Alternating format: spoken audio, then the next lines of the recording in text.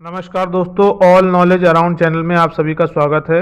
आज हम लोग एक महत्वपूर्ण प्रश्नोत्तरी का प्रैक्टिस सेट नंबर 4 करेंगे। इसमें पर्यावरण और जीके से संबंधित क्वेश्चन होंगे जो विभिन्न एग्जामों में पूछे जाते हैं। आप लोगों से रिक्वेस्ट है कि वीडियो को ज़्यादा से ज़्यादा शेयर करिए और चैनल को सब्सक्राइब करिए। चलिए स्टार्ट करते हैं। पहला क्वेश्चन है आपका, मानव के पेट में आमाशय रस की प्रकृति कैसी होती है? तो ये जो प्रकृति होती है ये अम्लीय होती है। कैसी होती है? अम्लीय होती है। ठीक है, अम्लीय होती है मतलब एसिडिक होती है, जिसका कि पीएच 1.2 पीएच होता है, जो हमारे भोजन के पाचन में सहायक होती है। अगला क्वेश्चन है, मच्छरों द्वारा फैलने वाले रोग कौन कौन से हैं? तो डेंगू, मलेरिया और चिकनगुनिया ये मच्छर से फैलते हैं। प्लेग क्या है? जीवाणु जनित बीमारी है प्लेग। अगला क्वेश्चन देखते हैं, ज्वार नियंत्रण में आमतौर पर सबसे अधिक प्रयोग की जाने वाली औषधि कौन सी है? तो पैरासीटामोल आप सभी जानते हैं, सभी घर में पाई जाती है।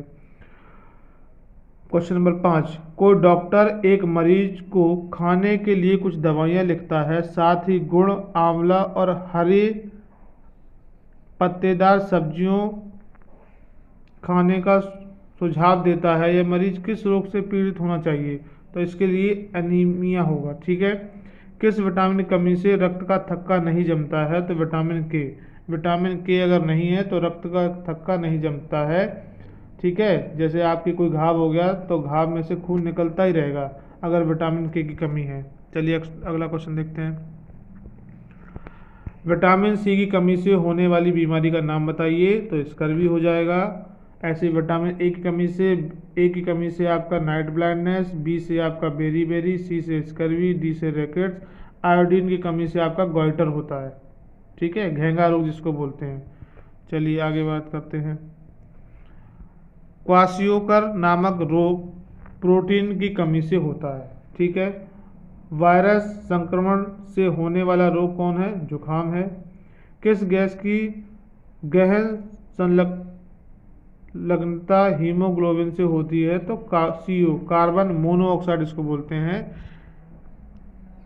चलिए अगला क्वेश्चन है, चूहों के द्वारा फैलने वाला रोग कौन सा है? तो प्लेग है।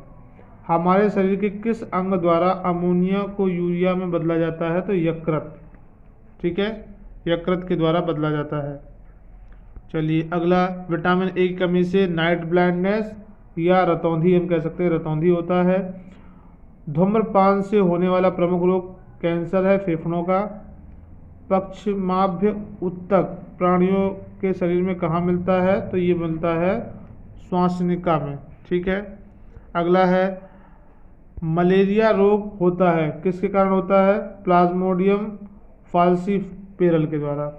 डेंगू रोग का वाहक है एडीज मच्छर। पल्स पोलियो कार्यक्रम का उद्देश्य क्या है? पोलियो को संपूर्ण उन्मूलन करना, ये पल्स पोलियो का काम है। पोलियो का कारण क्या है? ये विषाणु होता है। मानव शरीर में पाचन का अधिकांश भाग किस अंग में संपन्न होता है? तो आमाशय में होता है। चलिए अगला क्वेश्चन, पेट में भोजन को पचाने के लिए निम्न में से किसकी सर्वाधिक आवश्यकता होती है? तो खनिजों की। एक मनुष्य को भोजन में केवल दूध, अंडा व रोटी दिया जाता है, वह सामान्यतः किस रोग से पीड़ित होगा? स्कर्वी से, क्योंकि इन सब में विटामिन जो सी है उसकी कमी रहती है। तो विटामिन सी की कमी के कारण क्या होगा? उसके अगर यही सब खाएगा, दूध, अंडे, रोटी, तो उसके शरीर में विटामिन सी की कमी हो जाएगी और विटामिन सी की कमी से स्कर्वी रोग होता है। अगला, दूध से प्राप्त प्रोटीन बहुत सी इकाइयों से मिलकर बनता है। इकाइयाँ क्या है? अमीनो अम्ल कहलाती हैं। अगला क्वेश्चन, अगर किसी को के भोजन में कार्बोहाइड्रेट और वसा की अधिकता है तो उसे मोटापा हो जाएगा। अगला क्वेश्चन, यह रोग मक्खियों द्वारा फैलता है, इस रोग पे पतले दस्त हो जाते हैं। बीमारी का नाम क्या है? पेचिस। सूखा रोग किसकी कमी से होता है? तो कार्बोहाइड्रेट और प्रोटीन की कमी से आपको सूखा रोग हो सकता है। चलिए, अस्थमा बीमारी किससे रिलेटेड है? ये सांस से रिलेटेड है। किस बीमारी के लिए DPT का टीका लगता है? तो काली खांसी, डिप्थीरिया और टेटनस के। किस विटामिन का रासायनिक नाम साइनोकोबालिन है? तो विटामिन 12 का नाम आपका साइनोकोबालिन है। अगला पोलियो क्या होता है? दूषित जल व भोजन से होता है। शुष्क बर्फ किसको कहा जाता है? कार्बन डाइऑक्साइड, क्योंकि कार्बन डाइऑक्साइड को जब आप क्या करोगे, ये गैस है और गैस को अगर आप टेम्परेचर कम करोगे तो लिक्विड में चेंज होना चाहिए, लेकिन ये लिक्विड में चेंज नहीं होती, सीधे सीधे किस में चेंज हो जाती है? सॉलिड में, सीधे सीधे सॉलिड में, ठोस में परिवर्तित हो जाती है। इसलिए इसको हम क्या बोलते हैं? इसको हम बोलते हैं शुष्क बर्फ बोलते हैं। अगला संरक्षण या विनाश पुस्तक के लेखक कौन है? सरला बहन। कौन सा रसायन आम पकाने के काम आता है? Calcium carbide. कौन सा प्रथम साहित्य स्रोत है? तो ऋग्वेद आपका प्रथम साहित्यिक स्रोत है।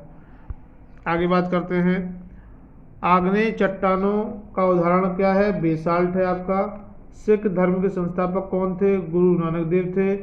भूकंप की तीव्रता नापने का यंत्र क्या है? सिस्मोग्राफ है, सिस्मोग्राफ, ठीक है। और भोपाल गैस त्रासदी में कौन सी गैस निकली थी? ये आपका 1984 में हुआ था, ठीक है। इसमें आपका मिथाइल आइसोसाइनाइड गैस निकली थी। इसी के बाद भारत में पर्यावरण से जागरूकता आई और 1986 में पर्यावरण से रिलेटेड संस्थान तैयार हो गया, ठीक है। आगे बात करते हैं, रेक्टल पैमाने से भूकंप की तीव्रता नापी जाती है और भूकंप मापा जाता है किससे? रेक्टर पैमाने के द्वारा, ठीक है। आज के ये हमारे महत्वपूर्ण 40 प्रश्न हुए। अगली वीडियो में हम और बहुत सारे प्रश्न लेके आएंगे। आप लोग हमारे साथ जुड़े रहिए और चैनल को ज़्यादा से ज़्यादा सब्सक्राइब करिए और अपने दोस्तों तक शेयर करिए। Thank you to all.